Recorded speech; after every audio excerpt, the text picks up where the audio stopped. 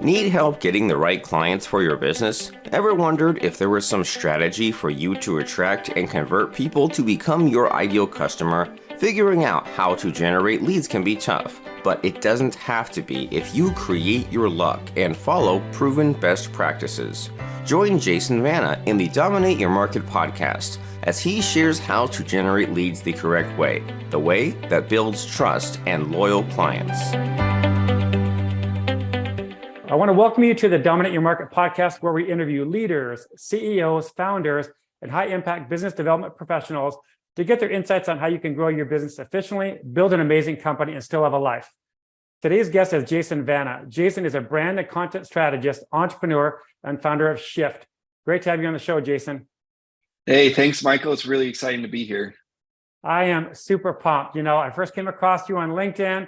I was like, okay, who's this dude? Who's this guy? I mean, big following, great engagement, and more importantly, the content. That's what grabbed me, right? You know, your content's so good. It's really in the top, in my opinion. So I thought I got to have this guy on. So I appreciate you taking the time to get on today. Yeah, well, hey, thanks for all the compliments on my LinkedIn content. That's kind of one of the key areas where we drive in revenue for the agency. So I'm glad it's on point.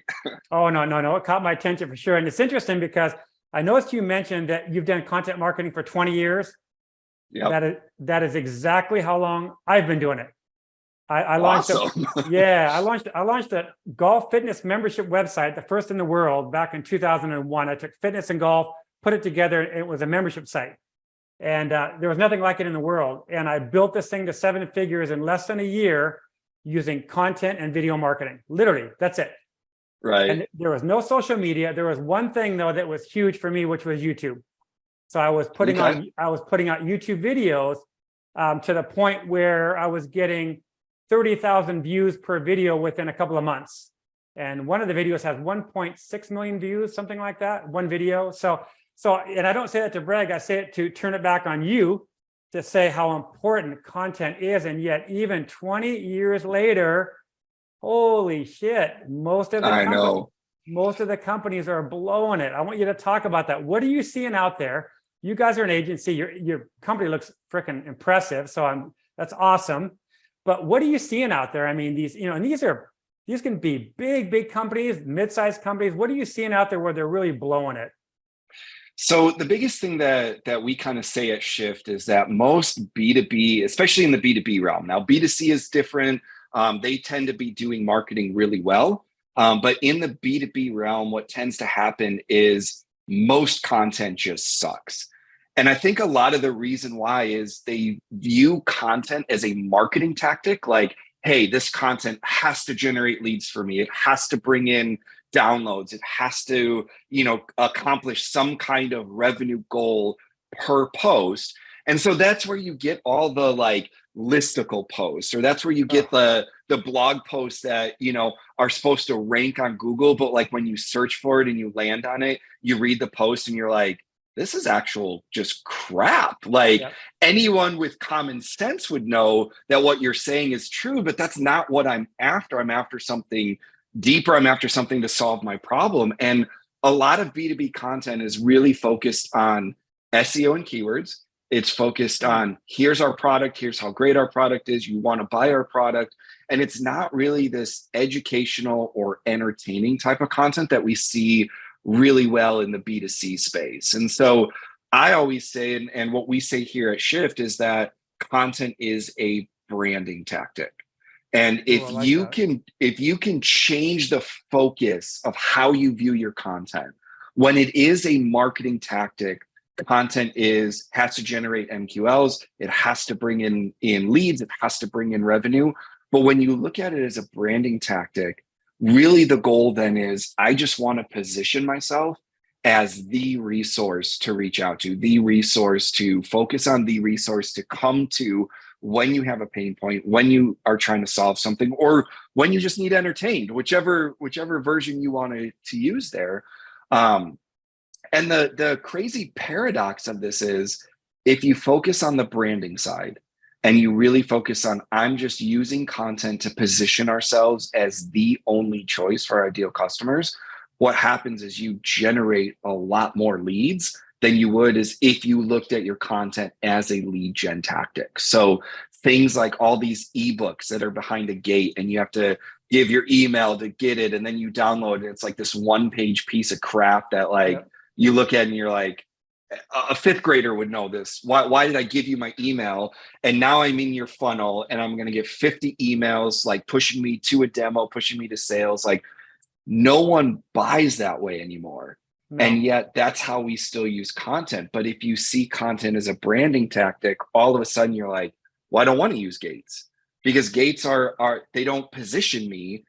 They just are this crappy lead gen tactic. And you don't want to do the listicles of here's the 5 benefits you need to look for in a fintech SaaS platform. You're like, who cares? Like there's other things I could be training and educating my audience on that's going to actually help them see me as an expert, as the resource to turn to. And so that's kind of the difference in our minds. When you see it as a marketing tactic, it's all about lead gen and it produces crap. When you see it as a branding tactic, all of a sudden now you are producing content that your ideal customers actually want to consume. I've never heard it explained that way. I freaking love that. I love that because because typically in any company, especially a public company, but it's all ROI. I get it, right? Yep. It's like, okay, well, what's the return on investment on this? You know, and so you can track it even in content, right? If you do it right, but right.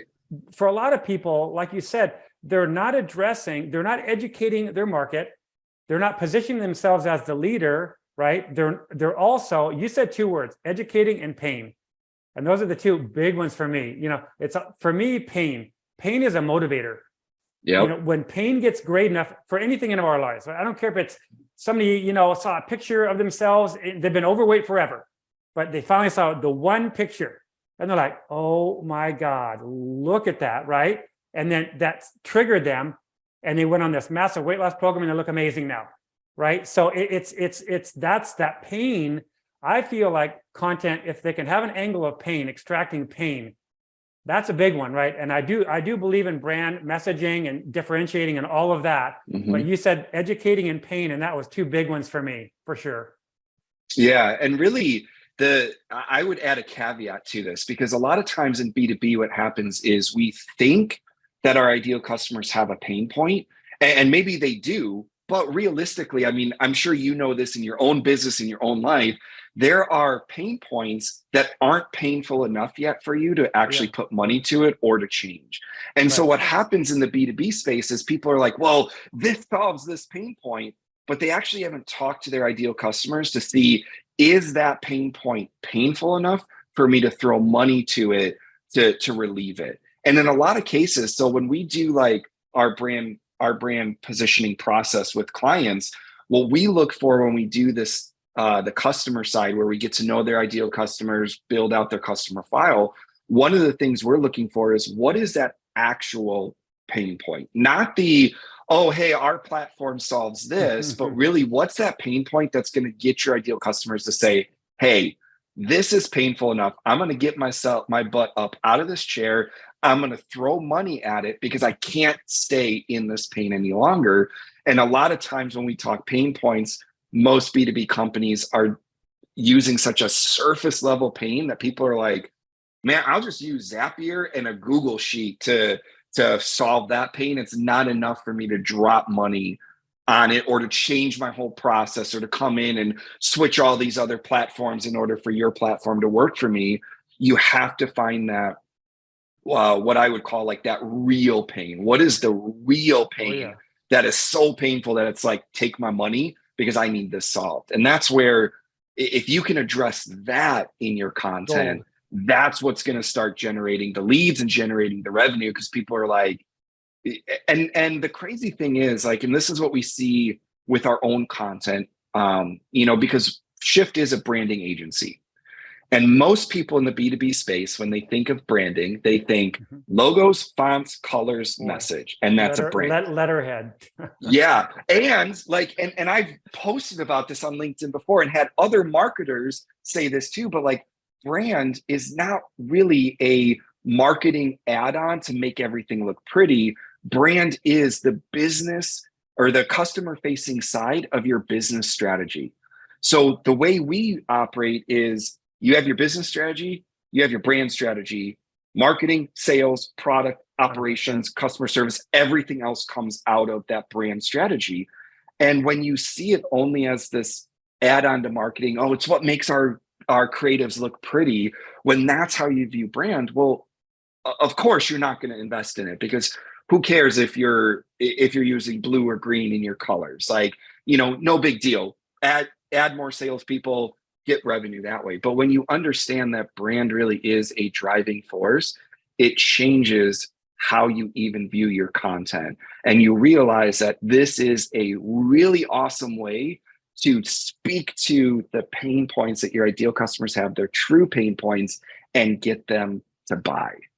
And I love that, the true pain points, because even when you think of landing on a website, I've landed on websites of $500 million companies, $100 million companies. I'm like, what in the hell is this, right? Yeah. Like you don't even know what they do. Like literally the hero section's like, I don't get it. Like, I don't know what you do.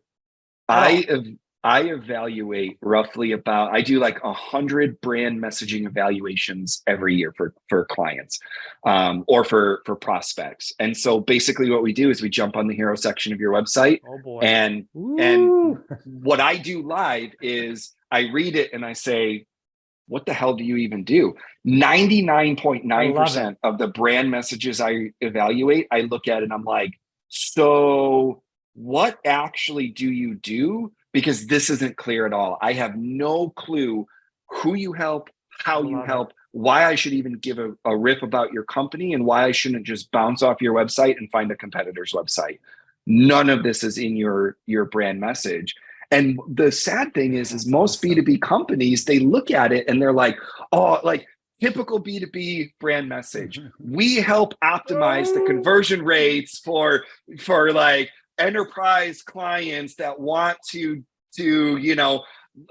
synergize the communication between client. And it's like, what does that even mean? And like this, I've done some LinkedIn posts on this, and you might have seen them, but like this whole trend right now of using this word optimize and empower, and it's like using the word synergy. Like, what does that mean? You optimize, and every B2B company, I would say of the 100 that I review every year, I would say probably 85 to 90 of them have the word optimize or empower in there. And it's like, so if you're using this verbiage and your competitors are using this verbiage and people in other industries are using this verbiage, all of a sudden you don't stand out. You sound like everyone else. Commodity. And if you don't stand out, now you're a commodity, and I'm not going to pay you a premium price to be a commodity. You said something that was so important, and I want to tell the listeners a story that I have this really quick. So you said the phrase, how they start out with we blah blah blah, right? Well, the key word there is they started it out with the word we, which is all about you, and people don't give a shit about you. They give a shit about what you can do for them. So a quick story: I had a CEO. I work with a lot of alpha males. That's kind of my market. I just jive with them. I'm an ex-athlete, blah, blah, blah, whatever. So it's a good market for me. Had a guy on screen sharing Zoom, about a $40 million company, something like that. And he was pretty cocky. And I love the cocky guys. I really do. Let's go. So we pull up the website and I go, well, so tell me about your website. What do you do? Kind of like what you said. Well, can't you tell? And I said, no, can't tell.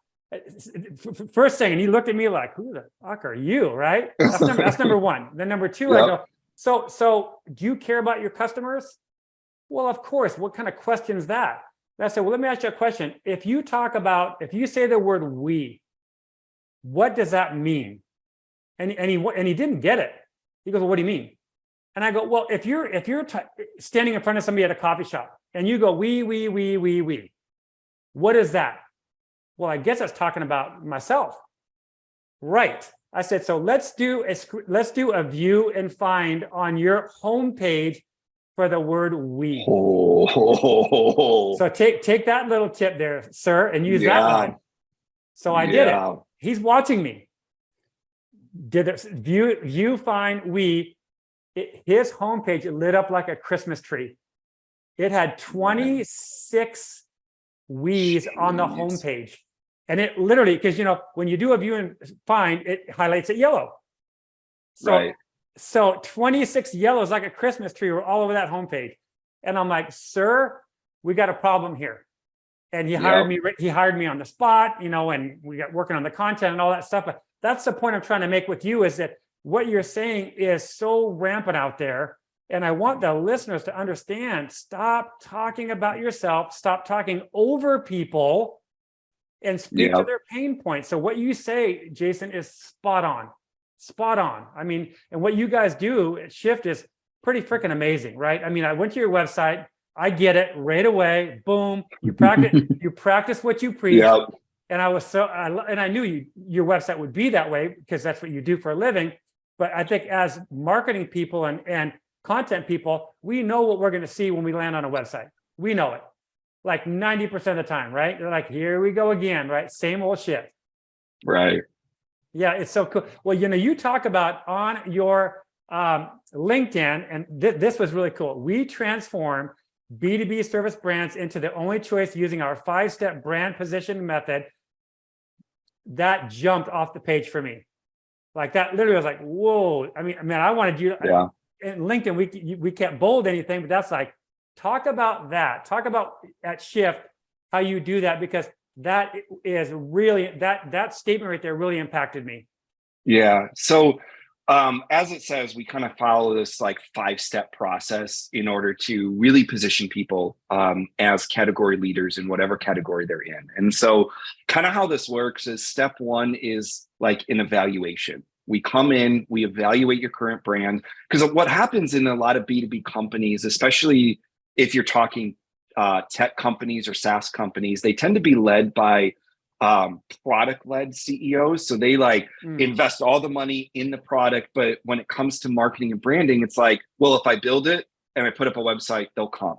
And then all of a sudden it's like, they're not coming. Why don't they? And their brand message is, we are the best platform. And it's like that message itself, if you've ever seen the movie Elf, there's a scene in there where he finds a cafe with the world's best cup of coffee, and he brings his girlfriend there, or I forget who his love interest was, and she's like, this isn't average cup of coffee. But this idea of if we call it the best, people will think we're the best. And it's like, no. But anyway, so we come in, we do a brand evaluation to see how your brand, we rank your brand and give it kind of a score of this is where you're at. We look at your current position in the marketplace. So brand awareness, brand angle. Brand awareness is how well do people know you. Brand angle is what is that differentiation you're coming into the market, and how are you angling yourself for that differentiation? So how do you compare to your competitors is really what we're looking for there. Then we look at your brand touch points. So what's the homepage of your website look like? If you want us to do your LinkedIn account, we do the LinkedIn account, and then we do one other touch point. And then we look at your creative assets, your logo, your colors, your overall brand design, and then a marketing campaign. And we use all of that to say, this is where your brand currently sits. And and we give them a prioritized checklist of, this is what you need to do to improve your brand. You can hire us to help you. You can do it yourself internally, but these are the things. If you do these, you're going to capture low hanging opportunities that you're missing because your brand sucks. And Lucid Press did a study. And what they showed is that if you are consistent with your brand on all channels, consistent with color, consistent with tone and voice, consistent with message, consistent with how you present yourself, with your personality, if you're consistent 100% across all platforms, that in and of itself, nothing else changes. Your sales process doesn't change. Your marketing doesn't change. Everything else stays the same. If you are consistent, 23% increase in revenue just with that consistency. And so what we see is most B2B companies, they're not consistent. The CEO says one thing, sales says another, marketing says another, operations and product says another. And it's like, you're not consistent, so you're not making money. So we review all that. That's step 1. That in and of itself, that's incredible. For most B2B companies, If they follow those recommendations, they'll make 23% more revenue by the time they implement those recommendations. Next step is, now how are we actually going to position you? Now that we've done an evaluation, what are those steps to position you? And in there, what we're doing is looking at your ideal customers. Who are they actually? And when I say ideal customers, I don't mean prospective customers. I mean, of the people that you work with, who is the actual ideal? So if you have current customers right now, find the one or two that you're like, I wish every customer was like this customer.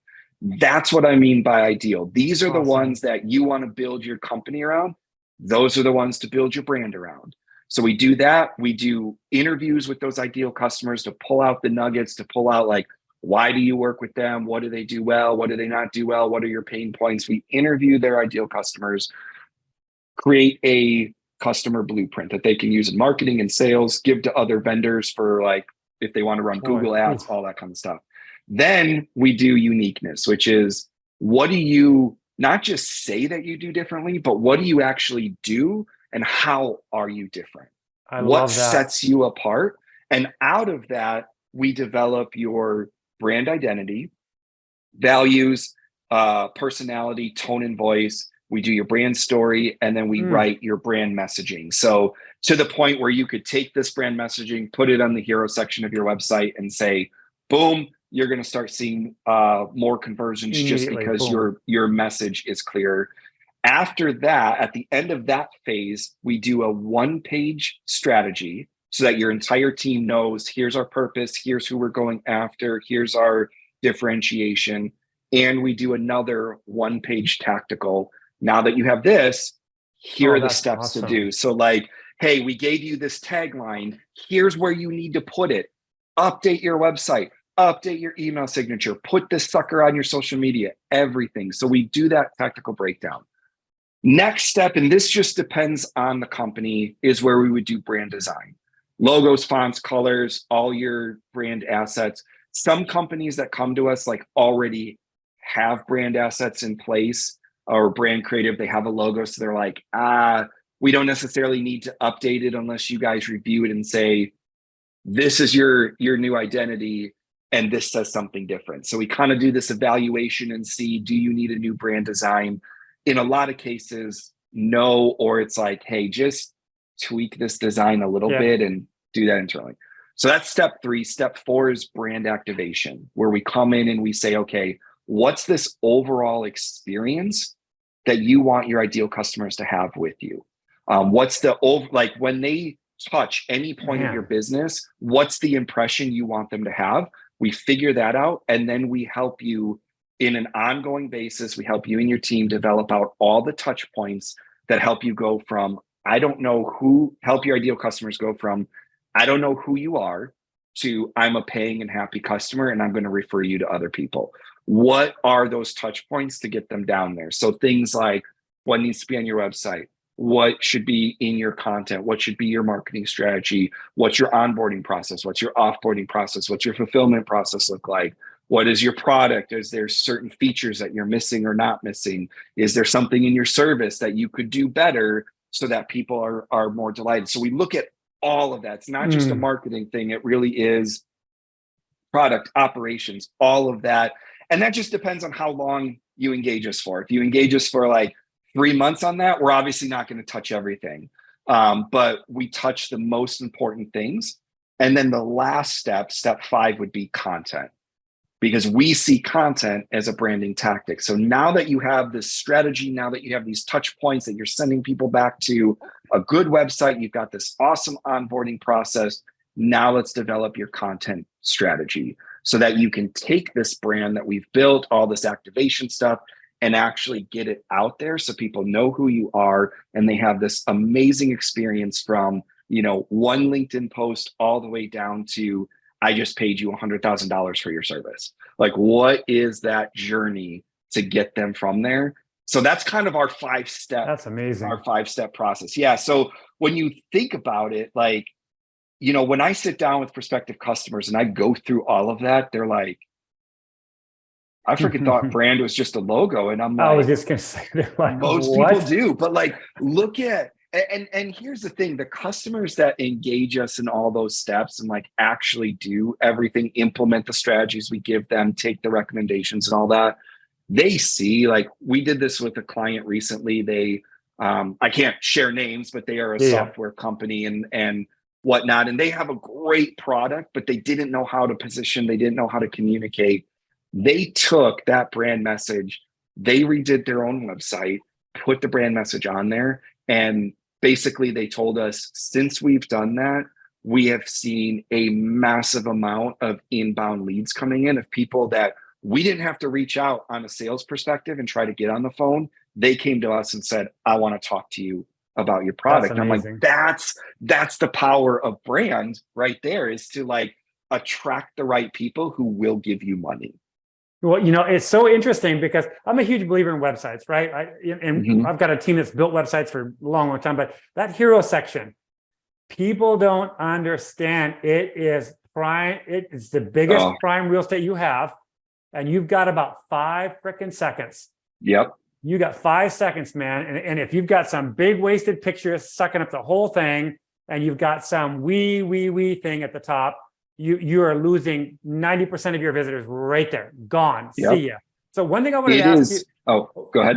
No, go. I was going to say the hero section is the most important part of your website. Ooh. Like hands down, pricing, all of that. If you can't, in those 5 seconds, like the goal of the hero section is not to talk about how great you are. It's not even to sell. It's to really get me to scroll your homepage and visit the link. So if you can't capture, like, here is how I'm going to transform you in that, like, that's really what people want to see. That's what they want. How are you going to transform my life, my business, my job, whatever it is? How are you going to bring that transformation? If you can't answer that in 5 seconds in a very clear, concise way, you are not going to get conversions. Most websites are designed to convert. It's the copy that sucks. And what I see in B2B is like, they will pay thousands of dollars for a beautiful design and then be like, we'll just do the copy internally. Yeah, we'll just do the copy internally. We'll save money there. And it's like, that's the worst place to save the money, is the copy, because the copy is actually what sells. Copy sells. The design leaves the impression. And so I want to make this clear, because there's a lot of copywriters that will say, you don't need a good looking website. You just need good copy. You got to. Copy sells. Design is what leaves that impression. So like, if you visit a website, and I've done this, like some of the brand design or the brand messaging evaluations I've done have been on websites that I pull up and I'm like, is this the freaking 1990s? Like, I haven't seen a website like this in forever. And they're like, it doesn't convert. And I'm like, well, it looks like crap. Like, I look at this and I say, you are not capable of doing whatever it is you say you're doing because your website looks like crap. So design is a very important part, but understand, copy is what converts, copy is what sells. And so spend the money on design, but understand, if you skimp on the copy, you are not going to get great conversions, even if the website looks good. Here's a good analogy I've given a lot of people on the phone, is that, so let's say you got a storefront, and let's say this company is touted as the best in town for whatever, right? And maybe even it says it. So you want to talk about content. Let's just say it says it on awarded, blah, blah, blah on the window, right? But let's say you park it. I'm going to sound like I'm from I'm from the 60s, 70s. But anyways, so you park at the curb, you get out of your car. So the curb is cracked, weeds are coming out of the curb, right? The sidewalk is stained full of stuff, right? Something's peeling on the front door. So this is the equivalent of the website look, the look of the website. Right. So touted the best of everything, and you're walking up going, what is this? How in the hell are they the best? When, if they're the best, how do they have a building or an office that looks like this? So that's a good example of what you're talking about, which is the content sells. There's no doubt about it. But the look and feel is super, super important. It's very, very important. So I think there is a combination, but I think the content far outweighs the website look and feel, right? For sure. Right. Well, I use this example a lot when I talk about how important brand really is and how it impacts every part of your company. Like if you have a physical office, a physical location that clients come to, and let's say they walk in and they see like your garbage cans are overflowing. Now, most people aren't going to look at that and be like, I see your garbage can overflowing. You know, that it's a quick 5-second impression. But what that communicates is, if you can't even handle emptying garbage cans, how am I supposed to pay you $100,000 to handle this with my company? Or even how am I supposed to pay you $1,000 to handle this for my company if you can't handle a simple emptying your garbage can? Like everything in your business, every touch point, every time a prospective client comes into contact with your business. And a lot of times I'll say touch point, but then I say that like anytime a client comes in contact, because some people, especially in the B2B marketing realm, they look at touch points as marketing touch points. Sure. It's the website, it's the content. And yes, those are true, but so is when you call in and there's a receptionist that answers the phone. The journey. Yeah. So if I call into your company and your receptionist is like in a cranky mood, it's like, well, blah, blah, blah, that's a touch point, and that communicates something. And this is why, like, I'm a huge advocate. Brand does not belong in marketing. That's pretty impressive. I get a lot of B2B marketers that will go head to head with me on this. I'm a marketer. Yeah. But I agree with you. Yeah. And what happens is most companies just relegate branding to marketing because they see it as the logo, the colors, the fonts, it's the message. And yes, all of that belongs in marketing. But a real brand is a company-wide initiative to build an impression. So I don't know too many B2B marketers, CMOs, VPs, whatever level they're at, that could literally go into the operations side and say, we need to change this in the onboarding process. We need to change this in how our services are delivered. Or like I worked for 7 years, I worked for a B2B manufacturer. Like marketing can't go into the manufacturing shop and be like, we need to change the flow of this so that like people are like, you're marketing. This isn't your department. Like this isn't your authority. You don't have authority to tell me what to do. And that's where most B2B companies get it wrong, is if you actually had a chief brand officer, someone who sits CEO, CBO, rest of the C-suite, that the CBO could come in and go to finance and be like, the invoices stuck. We need to find a better system. The onboarding process sucks. We need to find a better way to do this. Go to janitorial and be like, people come into our conference room and we've got boxes in the corner because we don't know where to store them. That leaves an impression. We need to move those so that when we're bringing in these billion-dollar clients, they're impressed. Like, it's those little things that marketers don't tend to think about or have the authority to do, because that's not what marketing is meant to do. And so most companies look at branding and they're like, we'll just let marketing handle it. But when you actually understand the power of brand and what that really does, and you invest in it, all of a sudden you have this long-term strategy with compounding results where all of a sudden, I mean, look at Apple. I love to use this example. Apple is valuated as the most successful company, the highest valuation company in the world. The majority of that valuation comes from their brand, not their products, not their sales, not revenue. It comes from their brand. I would agree with that. Yep. If Apple got rid of all of their products, they would still be, and sold nothing else, their brand is still valued in the billions. And like, people will argue with me like, brand isn't important. And it's like, the most successful company in the world invest in their brand to the point they release a new phone, people will line up around the block for it. It is the most expensive phone. Even their cheap version is the most expensive phone on the market. And people will line up around the block. They will pre-order months in advance, not because I call myself, I'm an iHorse. I have everything Apple. But I will not tell you that this is the best phone on the market. I know that there's some Samsung phones that can Oh, do I'm sure. far more than this, but it's not about the product.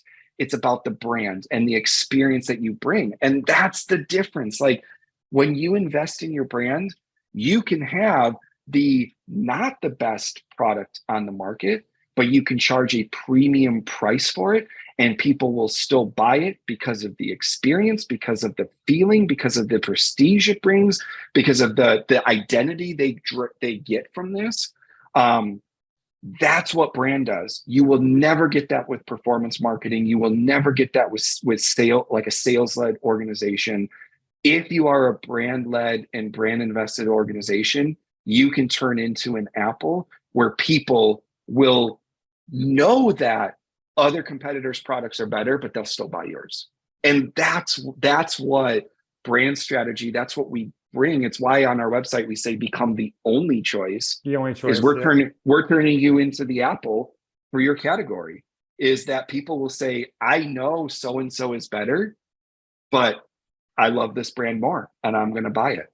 That's the goal of branding that most B2B marketers, most B2B founders, CEOs, companies just miss, is that yes, brand takes time to develop. Apple did not get where they are overnight. No. It's not the quick fix. It's not the I need revenue tomorrow because I didn't plan a go-to-market strategy successfully. It's not the quick fix. But give it a year, give it 2 years, give it 10 years. All of a sudden, you're way up here, your competitors are way down here, and they can't even touch you.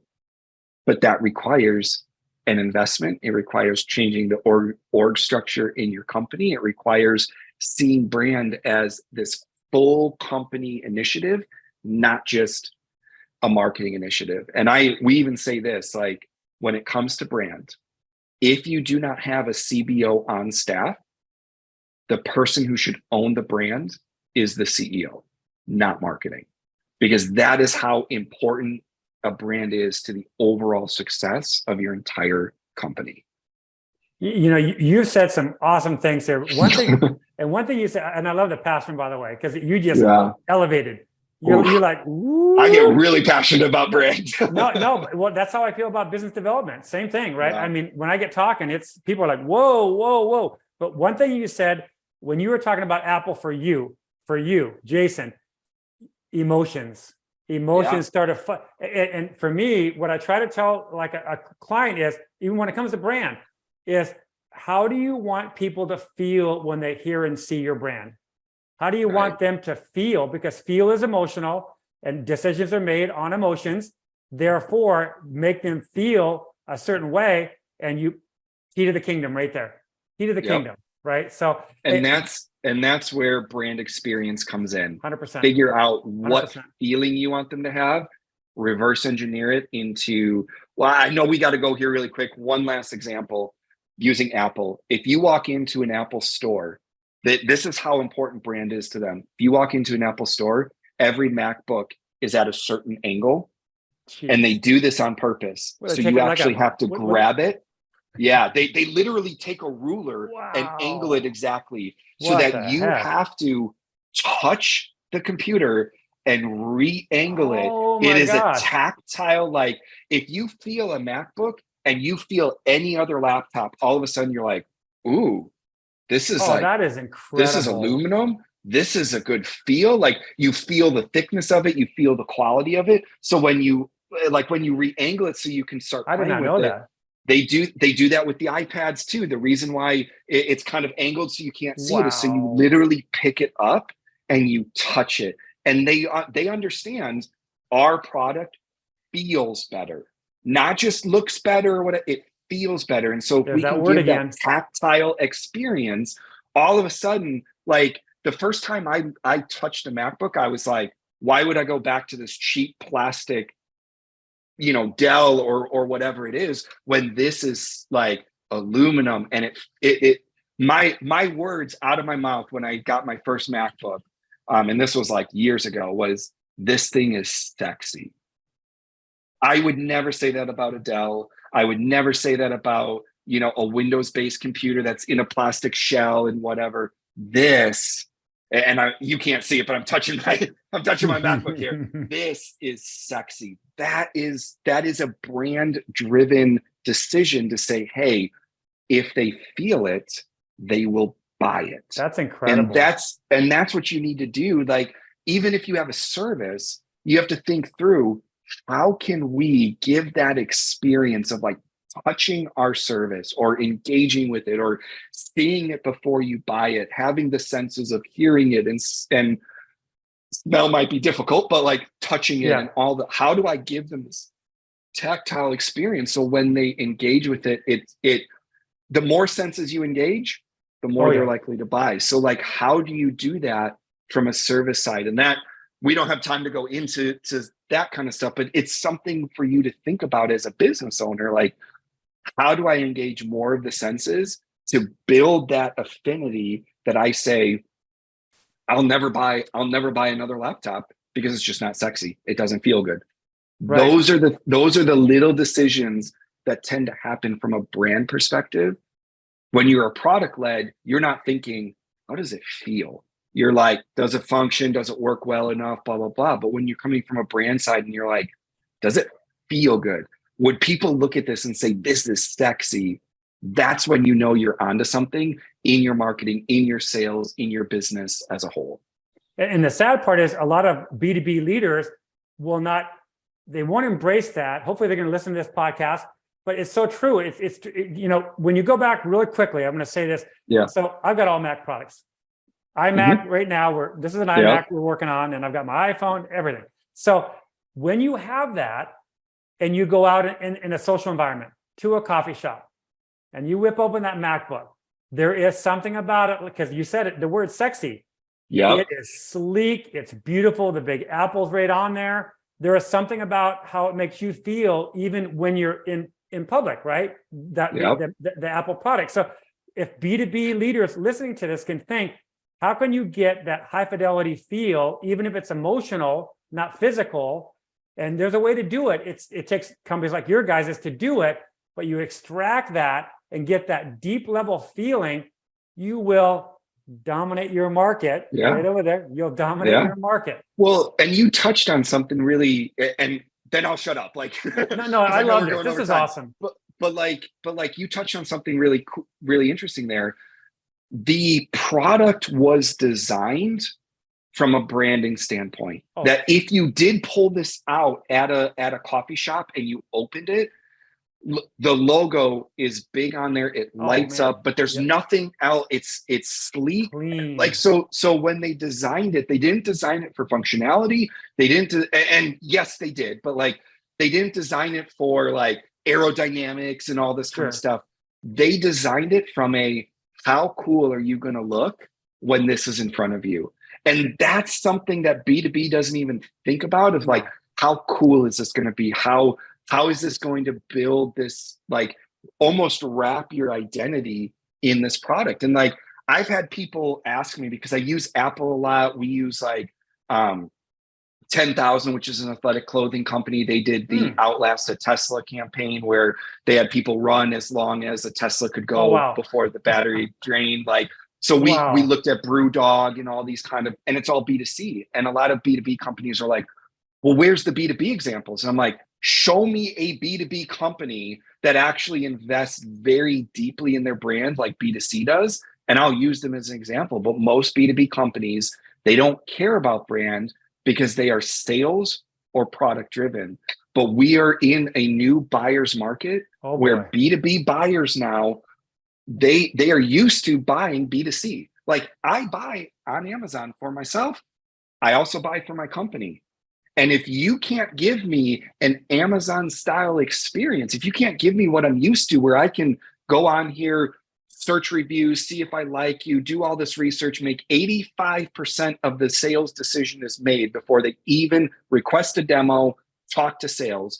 If I can't make that decision without talking to you, you failed. Because I can do that on the B2C side now. I can click a button and have it here in 2 days. If you can't give me that buying experience I'm used to on the B2C, you are missing out. And so I'll say this, and then I know we need to wrap up, but like, if you really want your brand and your company to be super successful and like attract people to you, look at what the successful B2C companies are doing and see how can you relate that to yours. So look at Apple and how they make you like move the monitor. How can you relate that into your company? Look at someone like 10,000 that did this. Can you outlast a Tesla? Look at Brewdog, who just did this anti-sponsor for the World Cup because of it's being held in Qatar and there's human rights violations and stuff like that. Like, how can you take a stance like that? What are some of these things that B2C is doing that you could implement into B2B? And obviously, like, if you don't sell a product, you know, making the monitor flip a certain way isn't going to work, but what's the lesson you can learn from there? Apply to your B2B brand. And really the goal here with branding is people look at you, they look at your competitors and say, you are so much superior. I will pay more money to work with you because you meet everything that I want. And this company is a commodity. That's really the goal with branding. You just said, I was going to end this whole thing on that right there. You literally, I was going to say, for all the listeners out there, do you want to be a commodity and have a race to the bottom? Or do you want to be the lead? Do you want to be the leader? And I'm not just, you know, buying into what you're saying. I believe it, right? So if you want to be the leader and not a commodity, this is the last phrase right here. If you want to be a leader and not a commodity, you've got to step out and position yourself in such a way that is completely different than all of your competitors in every way. Right. And that starts with landing on a website and all those things. But Jason, thank you. So I feel like I got you to a good energy level. I love it. You did. And now I've got a client consultation to go into, so I'm going to be pumped. Very, very good. So how do people find out about Shift? How can people find out about you? Because listeners are going to, they're going to hear your energy and go, okay, I got to get a hold of this guy. So how can people get a hold of you and then also the company? Yeah. So easiest way is find me on LinkedIn. It's Jason Vana. Find me on there. I put out this kind of content all the time. You can also visit our website, which is Shift without the I, because we're being cool.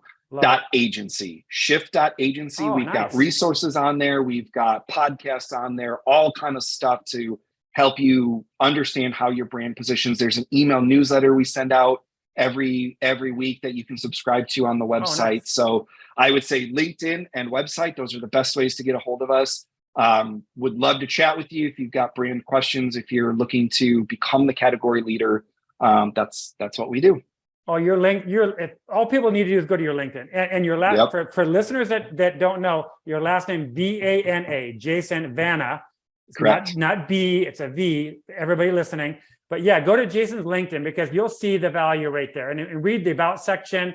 The About section is brilliant. It talks all about what you'll get from working with them. So Jason, thank you so much for being on today. Thanks for having me. It's been a blast. You've just listened to the Dominate Your Market podcast with CEO, business consultant, and author, Michael Peterson. Growth-minded CEOs hire Michael to explode their revenues, build an amazing company, and create a transformational mindset that encapsulates growth, success, and ultimately happiness. His book, Dominate Your Market, is creating quite a stir in the marketplace. Go to dominateyourmarketbook.com and get your first chapter free.